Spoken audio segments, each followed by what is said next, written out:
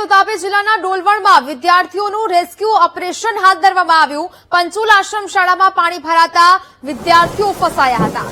એનડીઆરએફની ટીમે 250 જેટલા બાળકોને સુરક્ષિત સ્થળે ખસેડ્યા છે।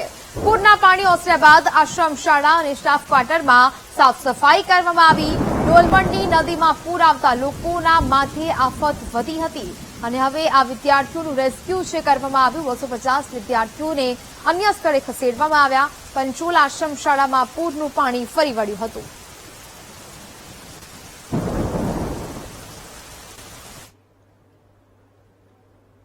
તાપી જિલ્લાની ઓલણ નદીમાં પુષ્કળ પાણી આવતા નુકસાનના દ્રશ્યો સામે આવ્યા।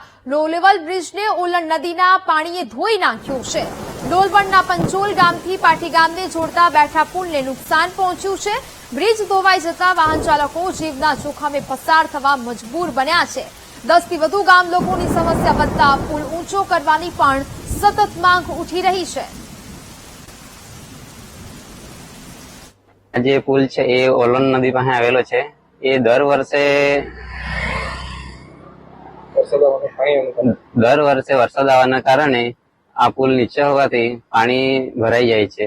થોડો ઘણો જ વરસાદ આવે તો બી આવા પુલ પરથી પાણી ચડી જાય છે અને એના કારણે આજુબાજુના ગામવાળાને ઘણો અગવડ પડે છે। દૂધ ભરવા જવાનું હોય કે પછી દુકાને જવાનું હોય કે કંઈ બી હોય તો આ પુલ પરથી જ જવાનું થાય છે। પરંતુ આ થોડુંક જ વરસાદ આવે એના કારણે પુલ પરથી પાણી ચડી જાય છે તો એના કારણે ઘણી અગવડ થાય છે। કેટલા ગામોને અસર થાય છે? હા, લગભગ 8 થી 10 ગામોને અસર થાય છે। હાલ શું પરિસ્થિતિ છે? પુલ પરથી પાણી ફરી વળ્યા છે। હાલમાં તમે જોઈ રહ્યા છો કે કાલે જે ભરપૂર પૂર ગઈ છે એના કારણે પુલને ઘણું નુકસાન થયું છે। તો અવર જવર બંધ થઈ ગઈ છે અને ટુ વ્હીલ જાય છે પણ એ બી પોતાના રિસ્કને કારણે જતા છે। અહીંયા બધું ઘણું નુકસાન થયું છે અને ફોર વ્હીલ તો જતી નથી।